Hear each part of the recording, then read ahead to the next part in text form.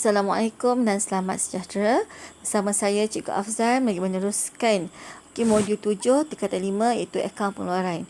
Baiklah, untuk kali ini cikgu akan menerangkan terlebih dahulu nota-nota berkaitan dengan akaun pengeluaran.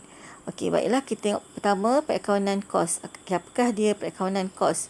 Perakaunan kos merupakan proses penilaian dan pemprosesan data daripada aktiviti yang berlaku dalam industri. Cikgu highlightkan perkataan industri. Kenapa? Industri ni kita tahu ya macam-macam industri ada. Ya, industri pembuatan, industri perkilangan, industri pembinaan. Banyak lagi lah industri yang mana industri ni sebenarnya ia melibatkan kos. Sebab itu kita tengah belajar sekarang ni perakaunan kos. Jadi aktiviti yang berlaku dalam industri ni kita akan melihat kepada itu kos-kos yang terlibat dalam industri tersebut. Jadi maklumat perakaunan kos digunakan oleh pihak pengurusan. Ini bermakna perakaunan kos mengeluarkan maklumat untuk tujuan perancangan, kawalan, pembuatan keputusan. Maksudnya dalam pengeluaran perakaunan kos ni kita akan buat perancangan. Perancangan untuk kita mengetahui ke manakah perginya kos-kos yang terlibat dalam pengeluaran tersebut. Kedua, daripada perancangan tersebut kita akan tahu macam mana nak kawal pengeluaran kawalan tunai masuk dan keluar tersebut, dan akhirnya kita boleh buat keputusan sama ada kita nak menambahkan lagi pengeluaran kita, nak menambahkan lagi kos-kos yang terlibat dalam pengeluaran kita.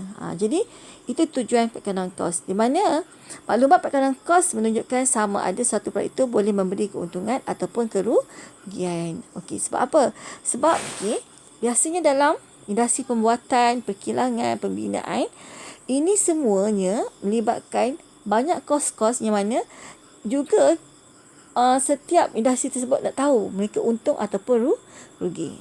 Maksudnya sebelum ini kita telah belajar entiti perniagaan iaitu milikan tunggal, perkongsian, syarikat, dan kita juga telah belajar berkaitan dengan akaun kelab. Tetapi hari ini perakaunan kos ni lebih fokus pada industri. Dan kalau kita lihat nanti dalam soalan SPM, kebanyakan kita fokus pada industri perkilangan dan pembuatan. So lihat konsep kos. Definisi kos merupakan perbelanjaan firma terhadap penggunaan faktor pengeluaran iaitu buruh, tanah, modal usahawan. So buruh, tanah, modal usahawan ni adalah faktor pengeluaran. Kenapa? Sebab kita nak mengeluarkan satu produk, nak mengeluarkan satu barang, daripada kilang. Kita perlukan tenaga buruh. Buruh ni apa? Pekerja kilang tersebut, pekerja yang membuat produk tersebut. Tanah adalah tempat di mana kita nak bina kilang tersebut, ataupun tempat untuk kita nak dirikan projek tersebut, ataupun tempat di mana kita nak bercucuk tanam untuk kita menghasilkan sesuatu. Itu maksudnya. Jadi perlu tak buruh? Perlu. Perlu tak tanah? Perlu. Modal? Dah tentulah perlukan modal, iaitu tunai ataupun aset-aset yang kita akan beli untuk jadikan sebagai tunai yang kita gunakan untuk membeli aset. Jadi itu adalah dinamakan sebagai modal. Dan juga usahawan. Usahawan ni siapa? Orang yang mengusahakan aktiviti yang berlaku dalam industri tersebut. Jadi buruh, tanah, modal, usahawan ni bila kita gabungkan dia adalah faktor-faktor pengeluaran. Kalau tiada salah satu daripada empat ni, terhasil tak bahan yang kita nak keluarkan tersebut? Contohlah tak ada buruh, boleh tak kita laksanakannya? Tak boleh kan? Begitu juga dengan modal. Tak ada modal, lagilah tak boleh nak buat apa-apa. So usahawan inilah adalah orang yang menggerakkan projek tersebut yang boleh menghasilkan produk yang kita nak buat. Boleh. So kos ni dua, satu kos tetap, satu kos berubah. Maksudnya kos tetap ni, cikgu lebih suka fokus pada satu graf ya. Di mana biasanya ke dalam graf ya, kat sini kos. Biasanya dalam bentuk RM lah. Di sini unit. Kos. Contohlah kita tak sini. 10, 20, 30, 40. Okay, kalau cikgu buat macam ni, kita tahulah itu maksudnya RM. Kalau kita buat 000, maksudnya itu 40,000, 30,000, 20,000, 10,000, kan. Okey. Kos tetap ni bermaksud, semakin meningkat unit yang kita keluarkan, 10 unit, 20 unit, 30 unit, 40 unit, 50 unit, seterusnya. Semakin meningkat unit-unit yang kita keluarkan, kosnya sama je. Contohnya seletaknya 20,000. Nampak tak? Maksudnya kos ni tidak berubah langsung. Itu maksudnya kos tetap. Itu maksudnya kos tetap. Kalau kos berubah pula ialah semakin, ini kos tetap ya, kita sini kos tetap. Kalau kos berubah pula, semakin meningkat pengeluaran, semakin meningkat dia punya kos berubah. So kos berubah ni nanti kita akan tengoklah macam mana sifat kos berubah ni dalam jadual. Dalam rajah yang saya lukis ni. Nanti kita akan belajar lagi dalam lagi lah. Ini pengenalan sahaja, iaitu semakin meningkat unit pengeluaran, semakin meningkat kos yang terlibat. Faham ya? So kita lihat pula kepada komponen pengeluaran. Komponen kos pengeluaran merupakan semua kos yang terlibat dalam proses pengeluaran suatu produk. Jadi komponen yang pertama adalah kos bahan langsung. Kedua, kos buruh langsung. Ketiga, belanja langsung. Yang keempat, kos overhead. Cuba kita lihat kos bahan langsung. Kos bahan langsung adalah kos utama yang diperlukan dalam pengeluaran satu barang. Maksudnya, bahan langsung ni adalah lebih kepada bahan mentah ataupun bahan utama nak hasilkan produk tersebut. Contohlah kita nak buat cekodok. Apa bahan utama nak buat cekodok? Bilis, tepung, bawang. Begitulah. Kalau kita nak buat kerusi, perlu ada apa? Kayu, paku, skru, betul tak? Spine, kain. Itu adalah kos bahan langsung. Maksud langsung di sini adalah terus berkait rapat ataupun maksudnya langsung ni adalah iaitu berkait dengan apa yang kita nak buat tersebut. Bahan-bahan yang apa yang berkaitan dengan apa yang kita nak buat itu. Itulah dia kos bahan langsung. Kos buruh langsung pula adalah buruh pekerja kilang, ataupun orang panggil operator pengeluaran. Pekerja-pekerja kilang ni mereka dibayar kepada buruh yang terlibat secara langsung dalam proses pengeluaran. Dialah yang terlibat secara langsung untuk menghasilkan produk tersebut. Tak ada buruh tu, contohlah kita nak pakai 10 orang. Satu hari 3 orang tak datang. Boleh tak kita menghasilkan kerusi yang banyak? Kalau ada pekerja kilang yang tak datang. Maksudnya dia betul berkait rapat dengan produk yang kita nak hasilkan. So, mereka adalah pekerja kilang ataupun operator pengeluaran ataupun buruh kilang. Belanja langsung. Belanja yang turut berubah apabila berlaku perubahan dalam unit pengeluaran. Yang ini kita lihat ya. Belanja langsung ni dia ada berkait rapat dengan semakin meningkat unit pengeluaran, semakin meningkat belanja langsung. Ini adalah belanja langsung ni memang dia berkait terus dengan produk yang kita hasilkan. Dan yang komponen yang terakhir, kos overhead. Kos yang tidak terlibat secara langsung dalam proses pengeluaran tetapi perlu dibelanjakan. Tidak terlibat maksudnya dia tidak berkait dengan produk yang kita hasilkan itu. Tetapi tak ada dia akan mengganggu kelancaran menghasilkan produk tersebut. Contohlah, bil elektrik. Tak ada elektrik, tak bayar bil elektrik. Boleh tak operasi kilang tu diteruskan? Boleh tak mesin tu nak bergerak? Sedangkan kita nak menghasilkan kerusi ni. Pekerja dah ada, buruh dah ada, dan kita pun dah bayar pun kos-kos belanja langsung. Tapi tak ada elektrik. Boleh tak? Tak boleh kan? So, itu atau contoh kos overhead. Dia tidak terlibat dengan produk tersebut. Tapi dia membantu melicinkan proses pengeluaran produk tersebut. Maka, proses pengeluaran dia tidak terlibat secara langsung. Okey, tapi kita perlu belanjakan dia. Okey, so secara kesimpulannya dalam persamaan, bentuk persamaan ya, ini dalam bentuk persamaan, tapi kita akan buat akaun kos pengeluaran ini dalam bentuk penyata ya. Ini untuk pelajar lagi faham.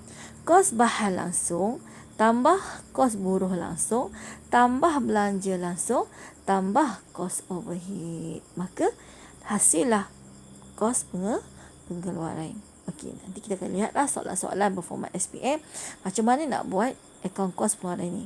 Okey, seterusnya, okey, kita lihat kos bahan langsung.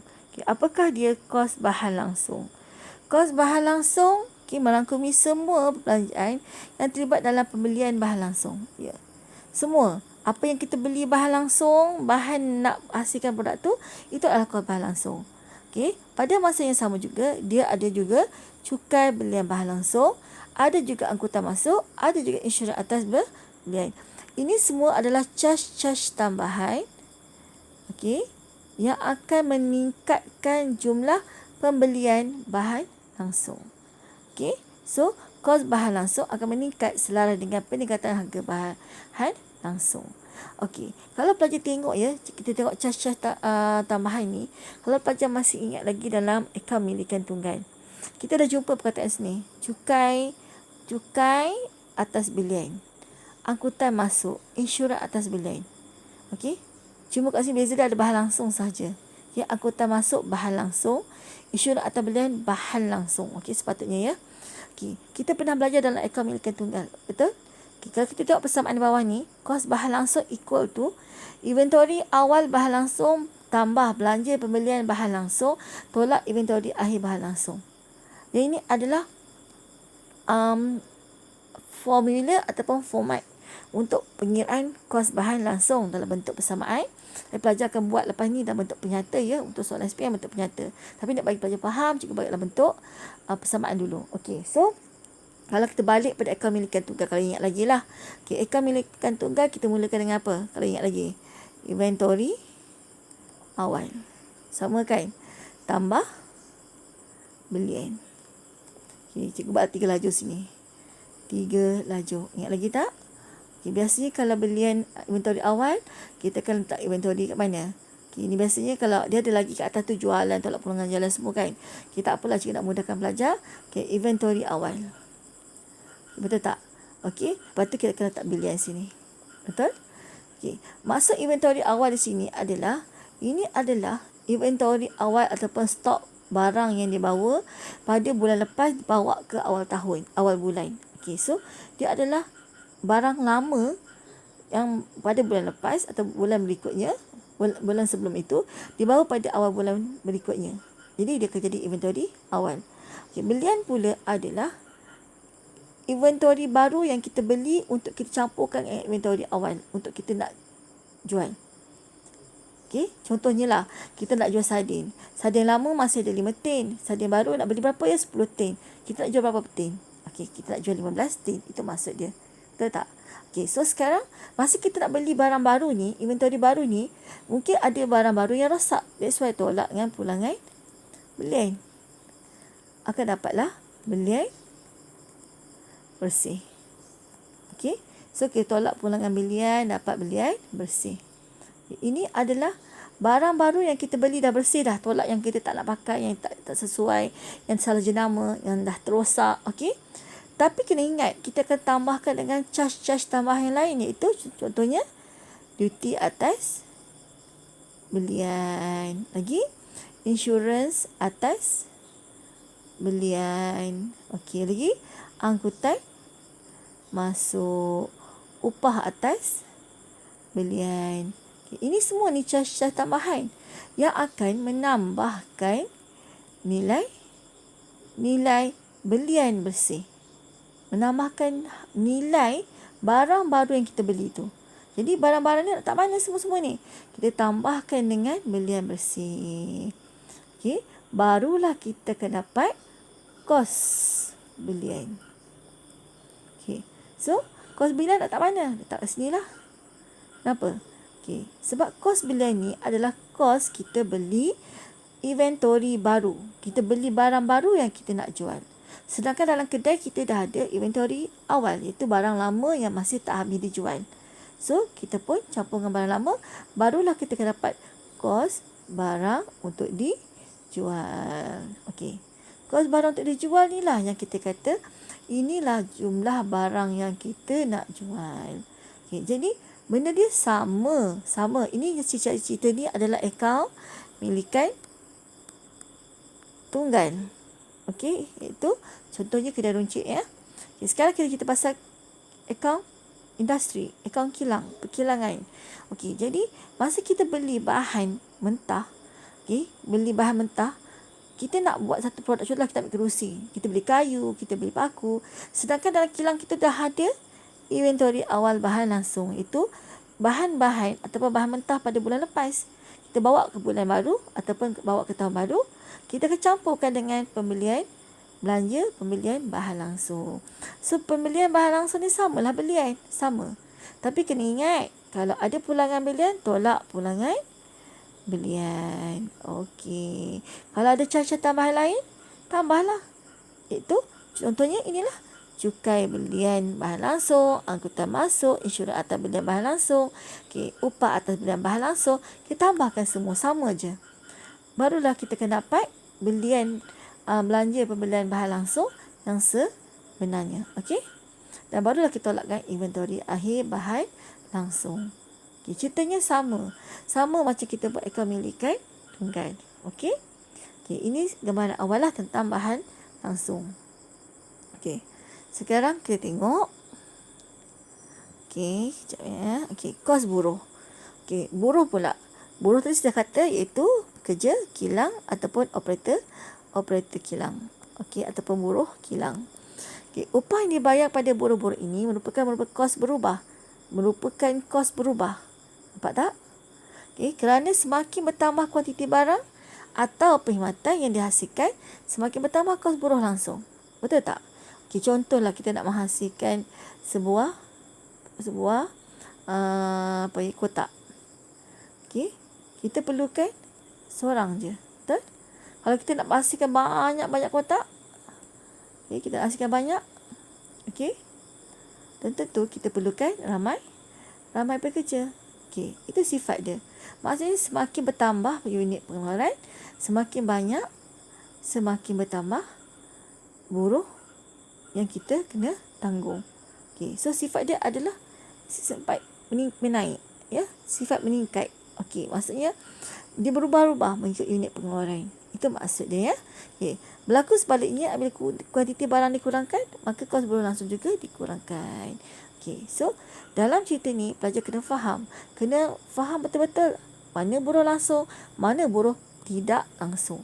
Okey, yang kita bincang sekarang adalah buruh langsung, iaitu upah operator kilang, upah pekerja kilang ataupun buruh kilang. Tapi kalau gaji pengurus kilang, no, kita tak ambil. Dia bukannya buruh langsung, dia adalah buruh tidak langsung. Nanti pelajar akan tengok lepas ni cikgu akan terangkan kat mana siapa yang dikatakan sebagai langsung ataupun tidak. Okey. Seterusnya ialah belanja langsung. Okey, belanja langsung ni pula adalah, tadi kan kita dah cakap dia akan meningkat mengikut unit pengeluaran. Semakin banyak unit pengeluaran, semakin meningkat belanja langsung. Okey, bayaran royalty. Pernah dengar royalty? Okey, contohlah ya. Okey, kita penyanyi lah, dia menyanyi, hasilkan album, dia menyanyi. Apa yang dia dapat? Pertama, penjualan dia punya kaset-kaset ataupun CD lagu dia lah. Pada masa sama, dia akan dapat royalty. Royalty kalau orang gunakan lagu dia dalam TV, dalam drama, dalam filem. So, apa yang dia dapat? Bayaran royalty. Okey. Maksudnya, samalah. Kita nak produk, kita nak jual produk kita. Macam mana kita nak lakukan produk kita? Mungkin kita ada melibatkan bayaran royalty pada mana-mana syarikat yang kita nak iklankan kita punya produk. Okey, so dia direct terus pada produk tersebut. Maksudnya kalau banyak kita nak guna, banyak kita nak keluarkan, banyak kos royalty itu semakin meningkat. Okey, seterusnya cap dagang pattern. Contohlah Nike, kasut Nike. Sebab saya buat right itu saya ingat kasut Nike. Kasut Nike tu ada tak cap cap dagang ni, ataupun jenama dia Nike. Orang nampak je tanda right tu Nike, betul tak? Okey, lepas tu lambang McDonald. Orang tahu dah itu McDonald. TV3 pun orang dah tahu dah itulah logo TV3, pattern dia. So kita tak boleh nak tiru benda tu lagi dah, sebab kita dah cap itu adalah kita punya logo, kita punya pattern. Okey, bila kita nak keluar je kasut tu dah ada dah lambang Nike. So semakin banyak kita keluarkan kasut tu, so dia punya cost pattern juga akan bertambah. Okey, seterusnya reka bentuk produk. Reka bentuk produk, design produk tu boleh tak orang lain tiru design kita? Okey, boleh tak orang nak tiru design kita? Tak boleh. Okey, sebab kita sendiri pun pattern yang kita telah design tu, kita ada kos yang kita tanggung untuk kita nak kekalkan itu adalah pattern kita. Jadi itu kalau orang guna pattern kita, orang boleh bayar kat kita. Dan kalau kita pula ada pattern sendiri, kita akan tanggung kos tersebut. Semakin meningkat unit pengeluaran, semakin tinggi dia punya kos untuk reka bentuk produk. Okey, so yang ini semua berkait rapat dengan pengeluaran produk tersebut. Okey, so bila kita menghasilkan satu produk, kita akan libatkan pertama kos bahan langsung, kedua kos buruh langsung, ketiga belanja langsung. Tiga-tiga ni perlu ada untuk menghasilkan satu produk. Maka kita panggil dia adalah kos prima, ataupun dalam bahasa Inggeris dia prime cost, kos utama. Okey, boleh semua? Okey, seterusnya kita lihat kos overhead. Kos overhead merupakan semua belanja selain bahan langsung, buruh langsung, belanja langsung. Selain bahan, buruh, belanja langsung. Dikenali juga sebagai kos perkilangan tidak langsung. Nampak? Tidak langsung. Sebahagian besar daripada kos overhead adalah tetap. Okey, sebahagian. Dia kata bukan semua ya. Sebahagiannya adalah kos tetap dan sebahagiannya bukan kos tetap. Itu kos berubah. Kos tetap ni dikata apa? Okey, sebahagian besar daripada kos overhead adalah tetap dalam tingkat pengeluaran tertentu. Maksudnya, macam mana sekalipun unit pengeluaran kita meningkat. Okey, cikgu masih nak buat lagi. Sini adalah RM, sini adalah unit ya. Semakin meningkat unit pengeluaran, kos dia adalah sama. Okey, ada ke? Ada. Okey, cuba tengok sekarang ni. Cuba pelajari kata pasti. Yang mana kos tetap atau tidak? Okey, cuba tengok sewa. Kita keluarkan banyak pengeluaran. Kita makin hari makin banyak. Okey, daripada contohlah kita tak sini, unit ni adalah unit ratus ribu lah ya. Kalau tak sini 10 ribu, 20 ribu, 30 ribu, 40 ribu, 50 ribu. Tapi kos dia sama. Sewa. Logik tak? Logik lah. Sewa kan bayar sebulan sekali. Kos sewa kan sama setiap bulan. So, kos dia tetap. Walaupun banyak mana kita keluarkan barang. Okay, kadar bayaran? Kadar bayaran sama ke setiap bulan? Tak kan? Makin banyak kita gunakan elektrik, kita keluarkan barang, makin banyak kita gunakan elektrik, air. Betul tak? Okey, bil air. Kita akan gunakan banyak air kalau contohlah kita industri makanan. Dan industri makanan keluarkan produk-produk makanan. Perlukan basuh bahan-bahan tersebut. So, banyak gunakan air. Okey, jadi makin banyak unit pengeluaran, makin tinggi kadar bayaran. Penyelenggaraan mesin pun sama. Kalau mesin tu kita banyak pakai, banyak keluarkan produk, makin hari, makin lama, makin rosak dan perlukan penyelenggaraan. Okey, insurans. Ya, insurans kita bayar setahun sekali ataupun bayar setiap bulan pun tak apalah. Tapi sama ke jumlah dia? Ya, sama. Sebab insurans bergantung pada jumlah caruman dan pampasan yang kita nak. Jadi caruman berapa? Kalau sebulan 1,000 lah setiap bulan. Okay, contohnya kita ambil pampasan sebanyak 1,000,000. Takut disebabkan oleh kilang tu terbakar. Jadi caruman kita setiap bulan 1,000. So setiap bulan kita akan bayar 1,000 lah. Banyak mana pun kita keluarkan barang, banyak itulah insurans yang kita bayar. Dia tak berubah mengikut unit pengeluaran. Okay, faham tak? Seperti saya kata, kos overhead ada kos tetap, ada kos berubah. Okay, contoh kos buruh tak langsung. Kita cakap pasal kos overhead ya. Kos overhead memang tak langsung ya, bukan langsung. Tak langsung, tidak langsung. So, kos buruh tidak langsung. gaji pengurus kilang, gaji pengelola kilang, pengawal keselamatan kilang, penyelia stor, gaji kerana kilang. Semua ni memang bekerja kat kilang, tapi dia orang tak direct terus pada produk. Bila tak direct yang produk, maka dia bukannya secara langsung, tapi dia kos buruh tak langsung, dan dia akan bertambah, okey, bertambah kos dia mengikut jumlah pengeluaran, ataupun ada sesetengahnya gaji dia tetap setiap bulan. Penyelia kilang ni kadang-kadang tu bertambah ni. Kalau banyak pengeluaran, terpaksa bekerja malam, shift tengah malam, OT, maka kos gaji penyelia kilang tu mungkin bertambah. Okey, mengikut berapa lama dia bekerja. Betul tak? Kalau macam pengawal keselamatan, kadang-kadang pun sama. Shift dia banyak shift dia mungkin dapat banyak sikit. Penyelia stor, mungkin sama je gaji dia. Gaji kerani pun sama je. Okay, maksudnya kos overhead ni tak ada yang sama. Mungkin ada yang tetap, ada yang berubah. Okey. Kos bahan tadi buruh ya. Sekarang bahan pula. Bahan tak langsung? Yes. Bahan api, minyak pelicin. Apa maksud dia? Bahan api ni maksudnya kita gunakan elektrik. Betul tak? Kita gunakan elektrik untuk kita nak hidupkan mesin. Kita gunakan arang. Kita nak masak makanan. Kita gunakan minyak tanah untuk kita masak makanan, atau kita bakar kayu. Okay, macam-macam lah bahan-bahan yang digunakan untuk kita nak melakukan operasi pengeluaran. Jadi bahan-bahan langsung ni bertambah biasanya. Makin banyak kita keluarkan barang, makin banyak kos ini yang kita terpaksa gunakan. Elektrik kan juga bahan api yang kita terpaksa guna ikut berapa banyak minit pengeluaran. Okey. Kalau orang nak menghasilkan minyak masak, kan, kita gunakan ambil daripada kita masak pada sawit. Kita masak, kita gunakan banyak bahan api, betul tak? Okey. Jadi dia akan meningkat mengikut unit pengeluaran. So dia berubahlah, kos berubah. Seterusnya pentadbiran dan pengurusan kilang.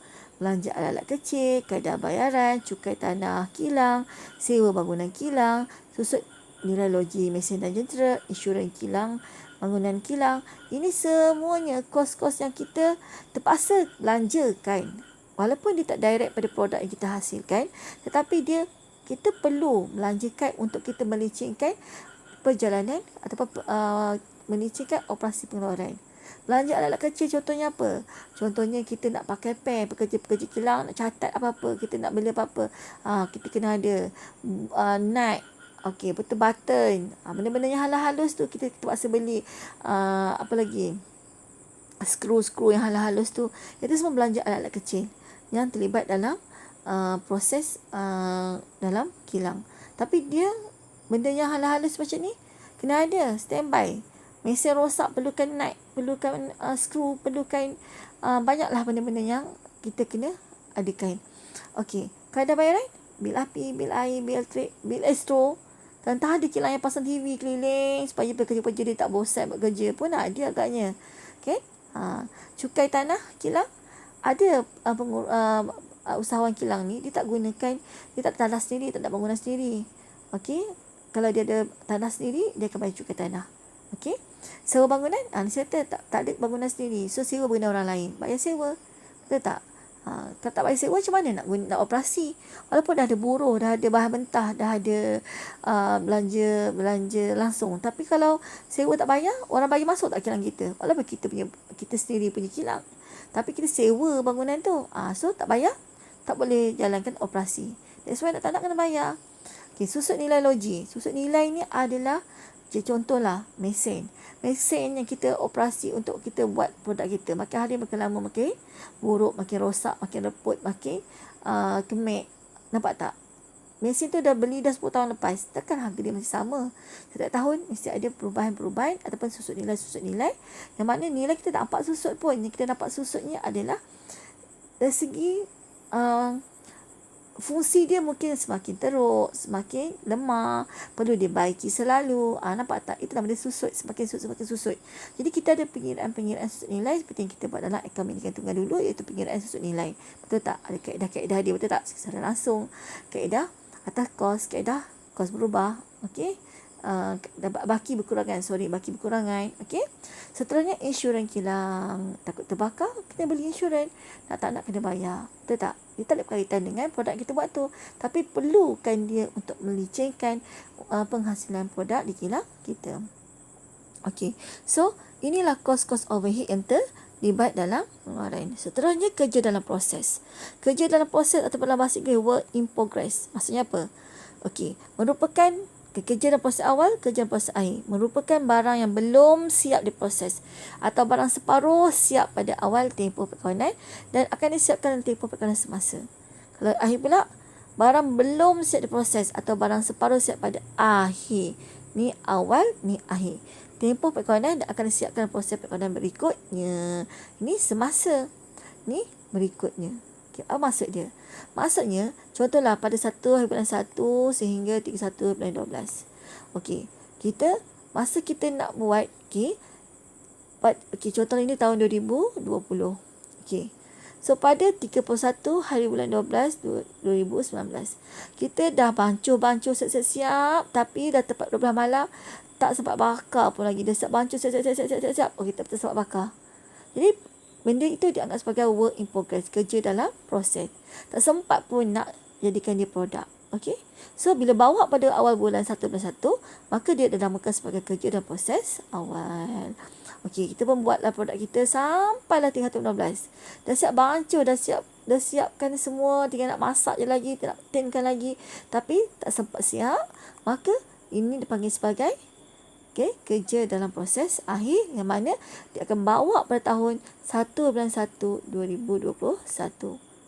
Itu yang dikatakan sebagai tempoh perkawinan berikutnya. Itu kerja dalam proses akhir.